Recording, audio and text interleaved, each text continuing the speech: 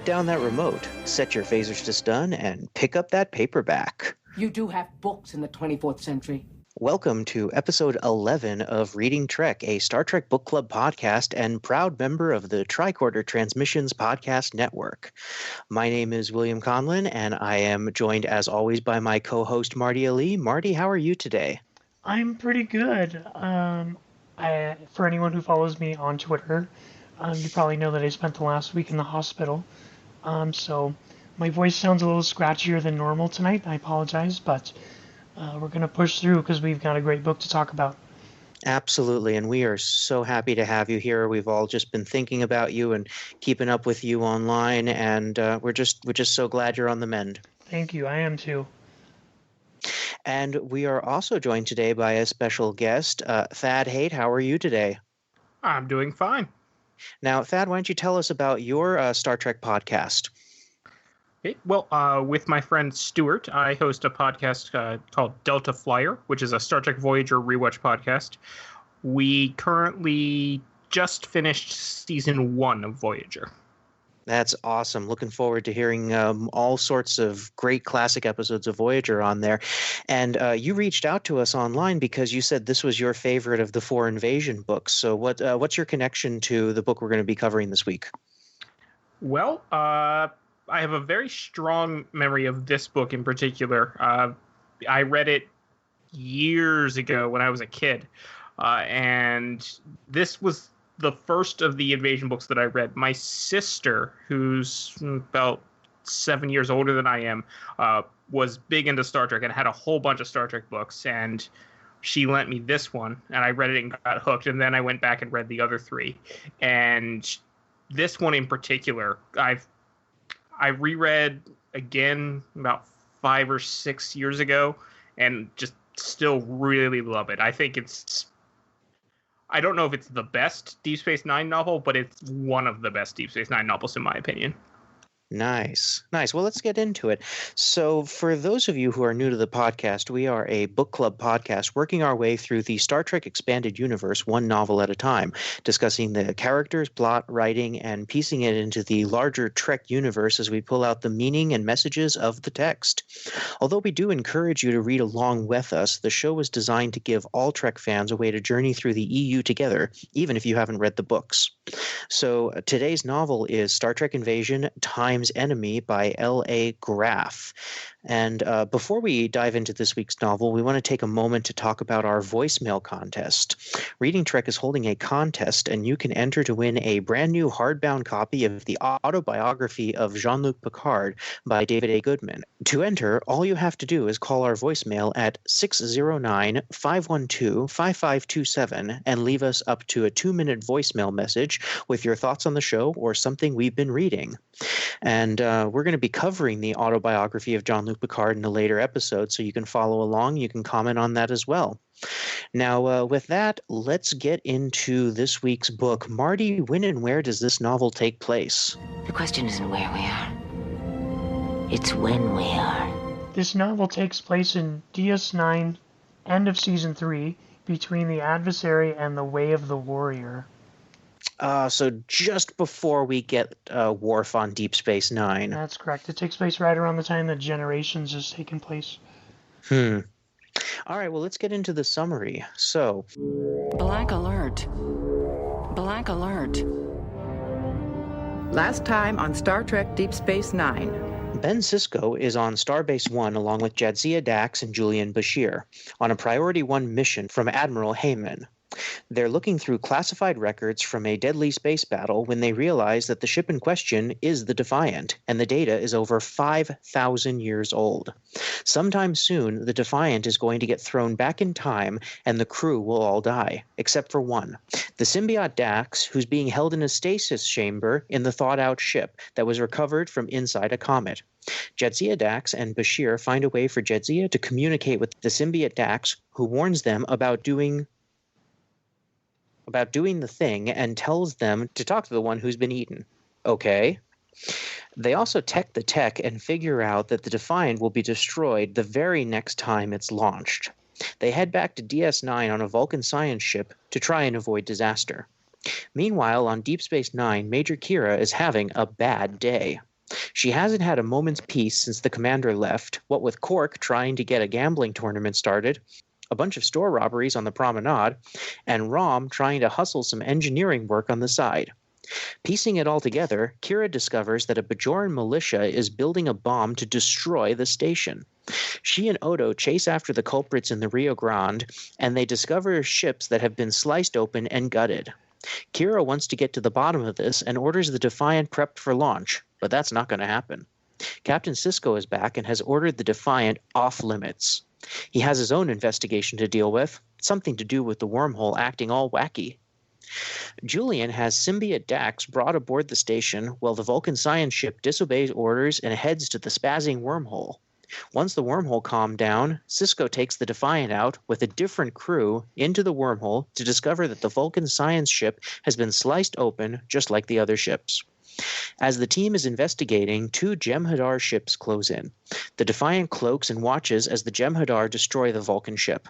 They follow the Jem'Hadar back to their station that has been taken over by spacefaring bugs called viroids, who project a transperiodic element that can melt through the hulls of ships. The Jem'Hadar start to tow the station to the wormhole, but the crew knows that it will explode once it gets through. They come up with the plan to self-destruct the station with the help of symbiote Dax, who was brought over by Odo in an environmental suit. He lets the team know that the situation is just as bad on DS9, with the bugs attacking the station and trying to break the hull. Symbiote Dax is taken over to the station to be placed in the core to initiate the self-destruct. The connection with Jadzia allows her to communicate with the symbiote. The communication allows Dax to initiate the self-destruct, while Kira used an old-fashioned fusion bomb on the outer edge of the station to eliminate the viroids. The end. Or is it? Dun dun dun.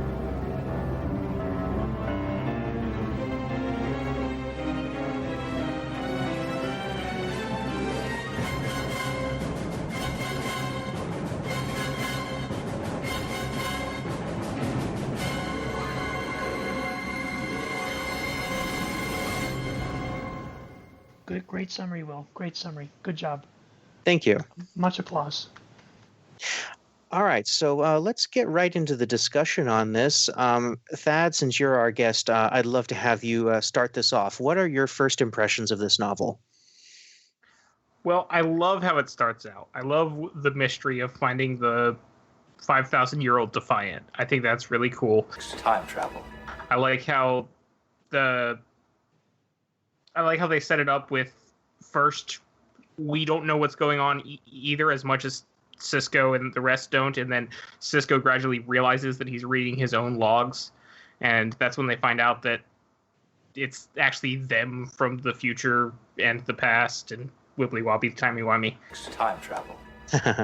Yeah, I thought that was actually really cool. I love the time travel episodes. I think they're the most interesting, and you can get a lot of great action out of them. What I thought was interesting about this one was that it was a time travel episode, but it was also more of a slow burn, which I thought was one of the it's one of the great qualities of Deep Space Nine. It didn't have to be all action. Yes, I would agree. Marty, what were your thoughts?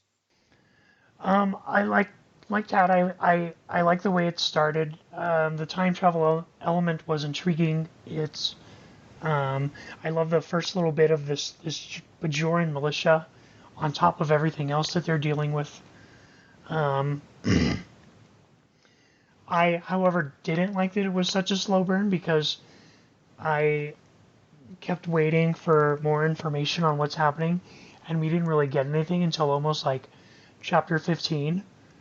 But I thought the story was pretty solid. I liked that they didn't really use the same Fury villain that has been in the last 2 books. They kind of switched it up on us a little bit and gave us something different. Yeah, I was shocked at how disassociated it was from the Furies for a considerable portion. I think there's only one mention of the Furies in the first 7 chapters, and then it starts to pick up after that. But, it didn't feel like a continuation of the 2 previous novels to begin with. It just kind of felt like its own DS9 story. Yeah, to me it kind of felt like it was its own contained story that got turned into an invasion story. Yeah, I love the concept, though. I think there was a lot there to work with, and I loved the scene right at the beginning with Kira in the environmental suit dealing with Quark. You could just see that playing out like any other episode, with Armin being so bloody annoying. He was so great in that role. Mm-hmm. So let's talk about the characters. How did everyone feel these characters were portrayed in the book versus what we saw on screen? I thought they did a pretty good job with that. Kira especially felt very much like Kira from the show. Yes. Kira was awesome in this book. I agree 100%. I thought the biggest flaw in the last book in this series was that I did not feel like we were listening to Picard and Riker and all these characters. It didn't seem like them. Whereas this one, from the start, Dax, Bashir, Sisko, Kira, I heard their voices. I saw the performances. Yeah, which is especially impressive when you realize that the authors, because L.A. Graf is a pseudonym for two people whose names I'm forgetting off the top of my head, wrote a whole bunch of other Star Trek novels, but this is the only DS9 novel they wrote. Interesting. Okay, that's something I did not know. I didn't do that research, so I'm very curious to hear that. Yeah, Marty, how about you? What did you think of the characters and the way they were portrayed? I thought they were portrayed pretty true to their on-screen counterparts. I think my favorite was Major Kira, which is surprising because normally in the show she kind of gets on my nerves because she's so abrasive all the time. But I did like her in this book. We got a little bit more into her psyche in here. There's one moment near the beginning. Light swirled against a cold backdrop, a spiral blossom of energy and quantum probability, far too lovely to deserve its inelegant human name, Wormhole. From the moment she'd first seen the gateway twist into being, Kira accepted that this was something more wonderful and significant than merely what the Federation's mathematics justified. The science could touch the tip of the iceberg didn't bother her. Understanding the parts of a thing granted you no special insight into its nature, just as a meticulous description of all the biological symptoms making up a Bajoran gave you no true idea the person living inside the shell. 4 years of watching spaceships come and go through the wormhole's flaming mouth had done nothing to dim her convictions. The phenomenon's very existence provided that there was more to life than simply what met the eye. Nice. That's a great quote. And I don't think we would have ever gotten something that deep out of her in the show. Mm-hmm. Absolutely. And by the way, just as a note on what we were talking about a minute ago, I just looked it up on Memory Beta, and L.A. Graf is the pen name of a writing team of Karen Rose Cerconi, Julia Eckler, and Melissa Crandall for some of the books, but mainly the other two. And they wrote about a dozen Trek novels between 1992 and 2002. So that's an interesting thing to see on there. I always like to bring a little humor into this, and we've kind of got an ongoing thing here. So I have to mention we have several references of transparent aluminum in this book. Transparent aluminum? It's kind of an ongoing Trek novel trope that we always like to comment on. Transparent aluminum? Right about there, we'll play the clip of the astonished scientist in 1985. Transparent aluminum? How do you know he didn't invent the thing? And the I other counted moment 3 at least. Yeah, I think so. There was definitely one right at the beginning and then the others later on. The other moment of comedy that I really enjoyed was Morn filed a sexual harassment charge against 6 of Quark's gambling players. Poor Morn. What the heck happened to Morn? Yeah, seriously. Maybe he regurgitated too much latinum up. Ooh, maybe. So let's talk about the connection to the Furies. Guys, you want to talk a little bit about that? Yeah. I thought it was good because we had these 2 novels about the Furies, and we kept hearing about how they had been driven out of our space millennia ago, but we never knew what happened or who had driven them out and what happened to them.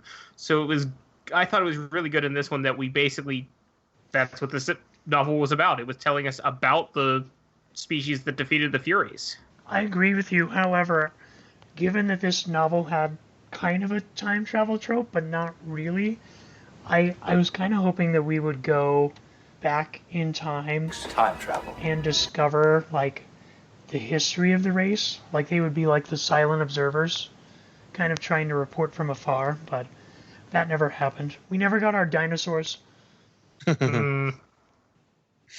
Now, it made good sense for them to add a time travel element in here because we have this 4-part series that covers the 4 series, the 4 television series, and I think it would be easy to get these all jumbled together because you have the TOS novel and then you have TNG, DS9, and Voyager, which are all set in a time frame of less than a decade, whereas the first book is 80 years earlier. So it's kind of great that they put a time travel aspect in it to break up the 3 novels. Otherwise, we would have had, no Fury action from the time of Kirk to Picard and then a lot of Fury action. So by adding the time travel element, I thought that was good.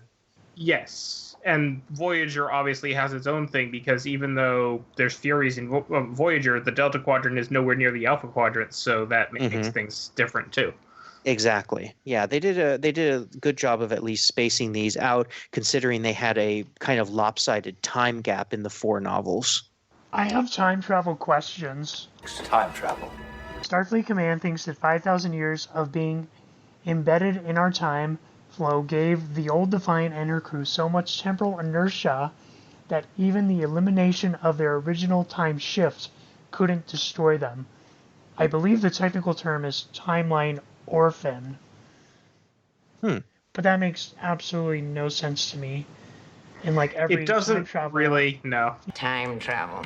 Since my first day on the job as a Starfleet captain, I swore I'd never let myself get caught in one of these godforsaken paradoxes. The future is the past is the future. It all gives me a headache. It's just kind of thrown in there so they could get away with, changing the timeline up, but still having access to the Dax symbiote. Yeah, I thought that was an interesting move to have Dax have the symbiote and have Jadzia as she was. And there's a line that I really liked on page 20 where it says, the advantage of having several lifetimes of experience drawn, Jadzia Dax often thought was that there wasn't much left in the universe that could surprise you. The disadvantage was that you no longer remembered how to cope with surprise. So imagine you have 800 years worth of memories, and then suddenly you meet a 5,000-year-old version of yourself. I mean, I hope I still look good after 5,000 years. Word. Yeah, the face of Bo. Nice. That's good. I like that reference. We just shot over the heads of so many non-Who fans. True. Well, if they haven't watched Who yet, they're missing out, and they should go watch Who. Exactly. I mean, I already made a Doctor Who reference this episode, so yeah, I mean, Yes, at this point, if you haven't watched Doctor Who, what are you doing? Seriously. Okay, and then I'm not even going to read it, but I have highlighted. I have this very long techie segment from Chapter 5, page 70, where they talk about Perdone's law of imaginary energy usage. So, yeah, there's definitely a lot of technobabble in this episode. Oh my gosh, it's episode so in this book. dense with technobabble. Yeah. I couldn't make it through some parts of it because it was so dense. They did love to use isobromine a lot, too. Yeah. But character-wise, you know who I'm really happy we had in here because she's one of my favorite minor characters on DS9? We had Admiral Nechayev. Yes. The badass admiral of Starfleet. Yep. The one who put Picard in his place. Mm-hmm. So, and then he had to get her dessert to make up for it next time. Yeah. She's great. And I could see Natalia doing a great job with this. The only thing that I don't like about Trek novels in general is that they never got made for the screen because so many of these I think would have a good visual aspect to them. Very much so. I think a lot of the things they do in the novels, they couldn't do on screen, though, because of how expensive those kind of effects would be. Oh, exactly. In our last Invasion novel, we had Riker doing jet exercises on the holodeck, which I remember loving as a child when I first read this. I think I was like 12 or 13, and that was so cool to me. Chad, is there anything that you want to talk about? There were a couple things. I liked one of the things towards the beginning when Sisko was looking at his corpse in stasis, I liked when they talked about him, how he was literally staring death in the face. I liked that. Yeah.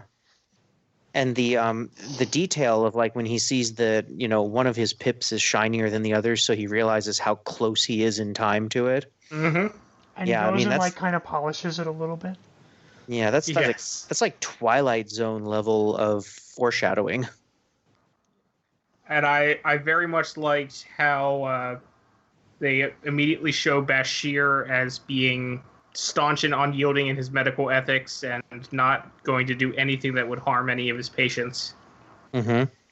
I also like the little quip there about him being so meticulous that when he did like one small aspect, like 2 numbers, I think, in the stasis chamber, he had inverted, and he thought about how his other counterpart probably kicked himself for 70 years about that. I mean, that would drive me nuts too, so I can totally get behind that. Absolutely. There's a similar moment later on where he remembers where he's getting attacked by the bugs, and he remembers where he left something that could help him. And he remembered it because he thought to put it there so he'd remember it. And he was just like, good old anal retentive Bashir. Yes. I know my DS9. I just don't know the exact order of them. At this point in end of season 3, have we learned that he's an augment yet? No, that's going to be a couple years later. Okay, that's interesting. So I wonder if, this was written in 1996, so I guess that hadn't even been brought up yet, so that's interesting. No, but even from the beginning, Bashir was shown to be an extremely intelligent person. Absolutely. Yeah. Out here where heroes are made. Yes, exactly. And here, end of season 3, he's sort of like transitioning away from the Bashir that like everyone hates in the beginning of the show to the guy that most people like in the end of the show. Yeah. And you can notice that because there's a couple points where Kira is like, is definitely very frustrated with him. Yeah, I think the one thing that they definitely got on this book was the characters, the main characters, whereas I really felt the TNG one was lacking the voices, if you will, of Riker and Picard and some of the other TNG people. There were a few characters, though, that didn't get any representation because they just didn't know what to do with them. Quark had maybe 2 moments in the whole book. And Jake Sisko was just gone. He's on Bajor for summer vacation or something. I don't know. Well, Jake Sisko is in less than half the episodes of the show, so that's okay. Yeah, but his name's still in the credits, so he's technically a main character, you know. Yeah, I know, but like it's not. It's true to form for a novel to completely ignore Jake Sisko. I didn't get as much of the Bashir O'Brien relationship that I think was a hallmark of DS9. How about you guys? No, not much of it. In fact, O'Brien in general was not used very much in this episode. I mean, he obviously was rather bland, there, wasn't he? He was a conduit. Yeah. Yeah, I didn't get any indication that Bashir and O'Brien were friends other than the fact that O'Brien's just like, well, I'll watch the symbiote for you so you can go do this other thing. This is definitely a Dax novel, for sure, I think. Yeah, I think Dax, Bashir, and Kira have the most exposition, and obviously some for Sisko, but Dax, Bashir, and Kira are definitely the strongest characters in this book. There's a really great Bashir moment in Chapter 18, if you don't mind me reading it. Please. Bashir wasn't sure how much of his vocalizing the symbiote was aware of, but his ancient medical records at least indicated that he'd spent a lot of time the last 5,000 years talking to it. Today, taught Dax how to make the Stella was his favorite of the old entries. Perhaps it was because there was no way he could have kept silent for nearly 100 years, or perhaps it was because even 100 years with the displaced symbiote never erased his gut-deep certainty that it somehow knew and cared when it was being interacted with, even when that interaction was only a heartsick human who could never offer it nothing more than one-sided conversation. Whatever the reason, the precedent had clearly been set long ago, so he still talked to it now whenever they were alone. It made me go, aww. Yeah. Yeah. The other one I wanted to mention that didn't get a lot in here was Garrick. He wasn't even in this one. Where's Garrick? There's one mention of Garrick, I believe, when Sisko guesses that Julian is emulating Garrick. So I just don't. I don't know why he got left out of it. He would have had a great place in here, probably. Well, Garrick was. I want to say Garrick was in less than. It's a much smaller number of episodes than you think. Oh, absolutely, but such a fan favorite, and I think one of the binding glues of the series. But I think maybe at the time that this book was written, he wasn't a fan favorite yet. That's true. We didn't have really the he was kind of portrayed as like a bad guy. They didn't want to overload it with bad Yeah, guys. I think he'd only been in 3 or 4 episodes at this point. That's important. Yeah, that's right. Now, granted, some of them were really good, like The Wire and the two-parter in Purgatory's Shadow and the Die Is Cast, but he definitely has a more important role later in the show.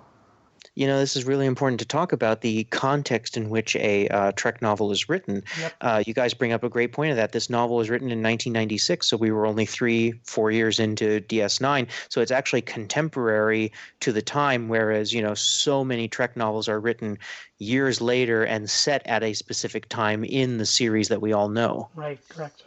Yeah. Interesting. So, Thad, do you have any favorite quotes you'd like to read?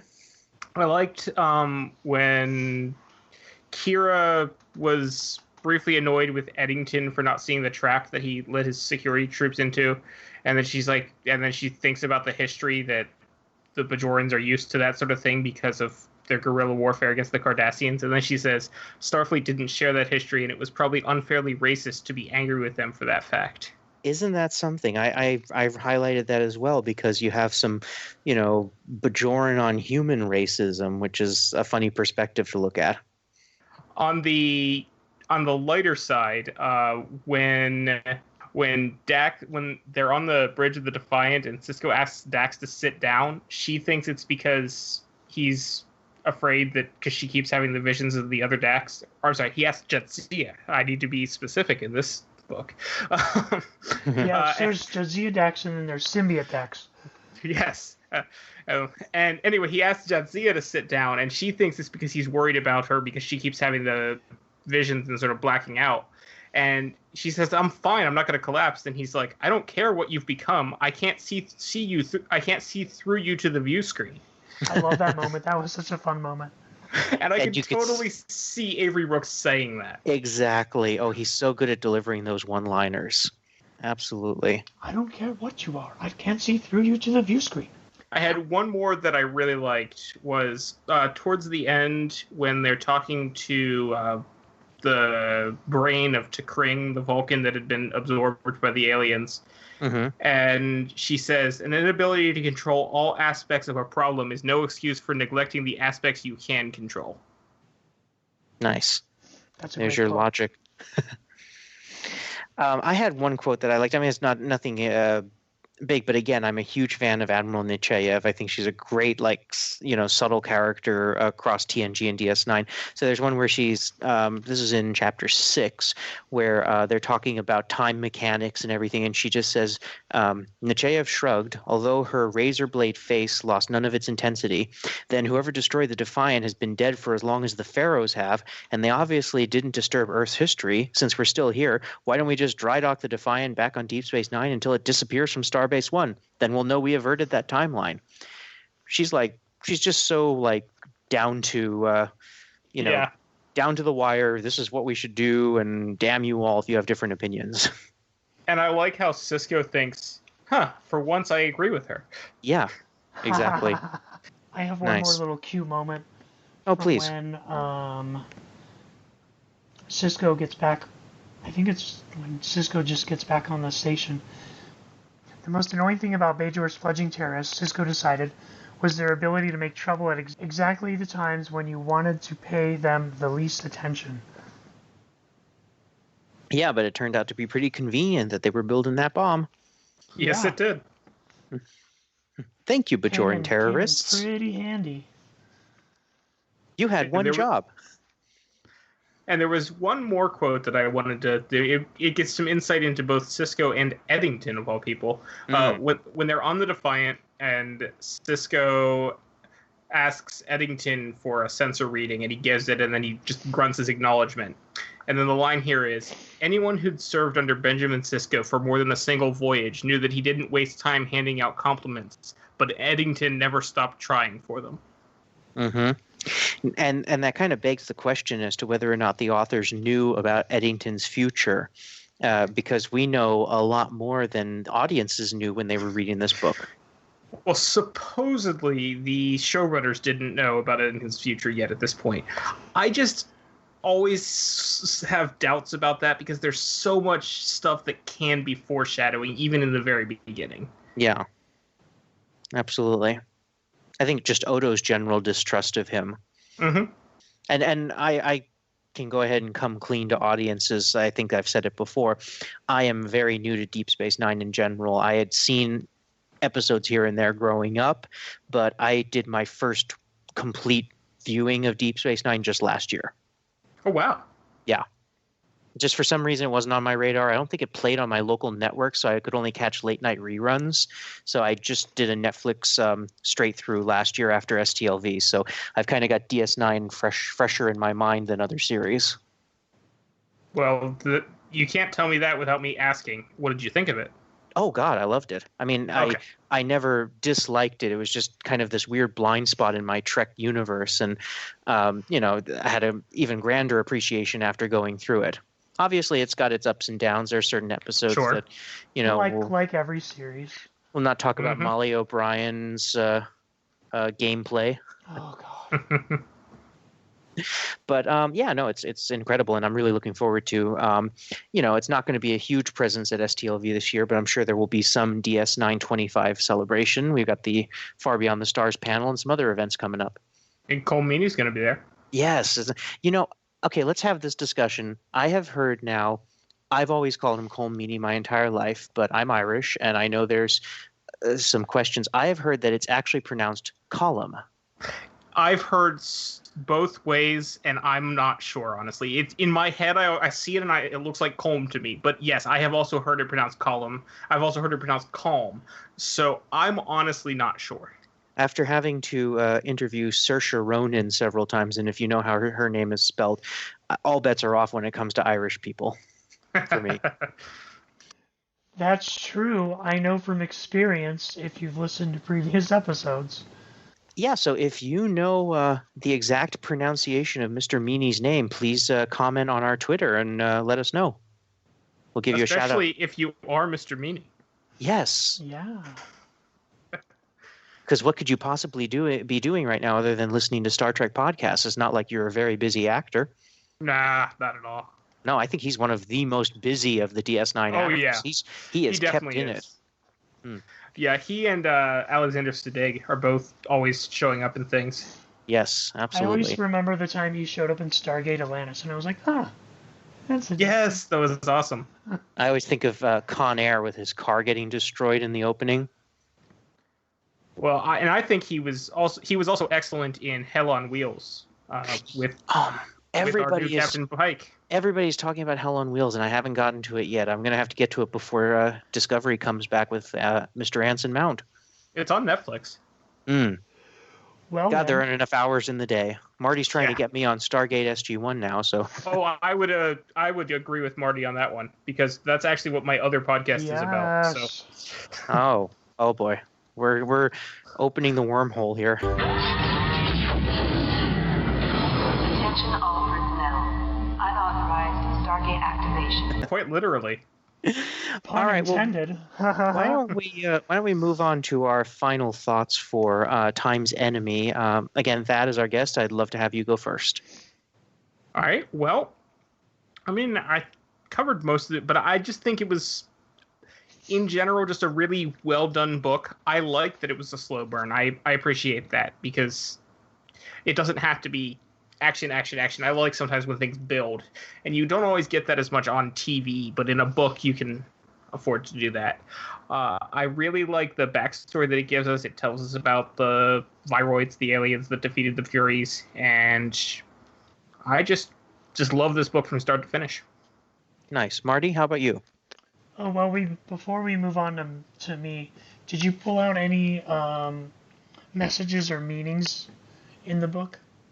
Yeah, not like specific, but I unfortunately was not thinking about channeling Ken Ray when I was reading this book, so I didn't really specifically look out for that. That's okay.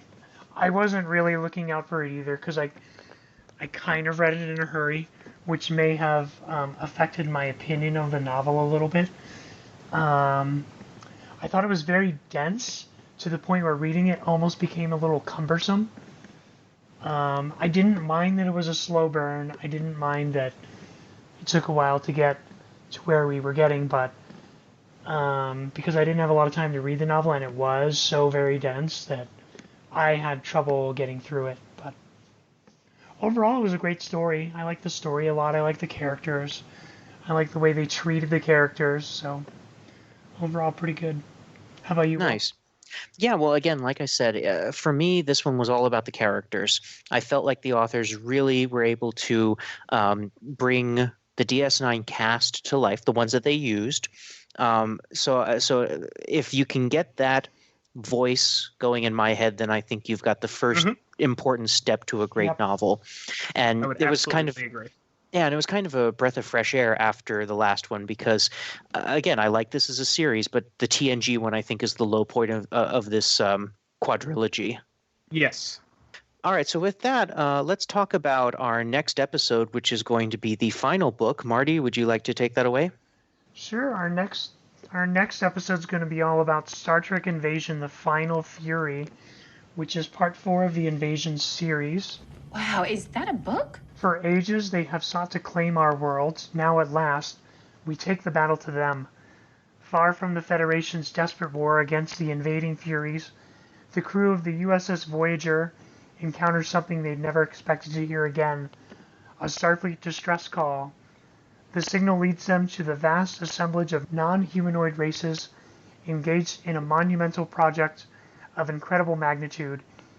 Here is the source of a terrible invasion threatening the entire Alpha Quadrant and, for the Starship Voyager, a possible route home. But soon there may not be any home to return to. The epic conclusion to the greatest crossover saga of all time. That's the book. I know it's a book. The book. Ooh, I see some foreshadowing. I think we're going to have an appearance from Sam Redbay. I think so. I told you he'd be back. Oh, that's great. That's actually the only thing I remember about that book. Is the return of Sam Redbay? Yes. Because that's what I'm most looking forward to. So. Yeah, and there's no way you had Riker and Picard looking out the window somberly that he wasn't coming back somehow. So tell me more about him. Make it so. So let's talk about where everyone can be reached to continue the discussion. Thad, how can people get a hold of you? You can find me on Twitter. That's probably where I'm most active. I'm at Tyrannicus. That's Tyranicus. I do also hang out on Facebook in the unofficial Star Trek Las Vegas fan group. Great place. Marty, how about you? You can find me on Twitter at Time Travel Marty. You can also find me in the unofficial Star Trek Las Vegas convention group on Facebook as well. Will, how about you? Well, same thing. You can find me on Twitter at William G. Conlon and in the unofficial Star Trek Las Vegas Facebook group. Really, I mean, if you've been listening to us for 11 episodes and you haven't checked that group out, what are you waiting for? It is run by our wonderful tricorder transmission heads, Jeff and Heather, and our STLV friend Jesse. It's just a really great resource for Trek fans. Even if you don't go to the Vegas conventions, get yourself on there, make some friends, and it might entice you to go in the future year. Yeah, also, you should be going to the Vegas convention. Seriously, what are you waiting for? Come on, people. Again, before we go, I'd like to talk about our contest where you can enter to win a brand new hardbound copy of the autobiography of Jean-Luc Picard by David A. Goodman. We're going to be covering that book in a future episode. To enter, all you have to do is call our voicemail at 609-512-5527. That is 609-512-LLAP. Leave us up to a 2-minute voicemail message with your thoughts on this show or something else we've been reading or Star Trek in general or the amount of Doctor Who references that we put into this episode, just talk to us. You'll be entered, and or the we'd amount of love times to. I ask Will to watch SG1. Exactly. One of these days. You can also leave us a review on our iTunes page for us or any of the Tricorder Transmission shows. We're really proud of this podcast network we've put together. So please give us your feedback on there. Outside of that, you can also reach out to us by sending us a tweet at ReadingTrek or by email, readingtrekpodcast@gmail.com. As always, a list of our upcoming selections can be found on our webpage, readingtrek.thetricordertransmissions.com. And with that, Captain Picard wants us to let him read in peace. I will leave you now to your book. That is all I ask.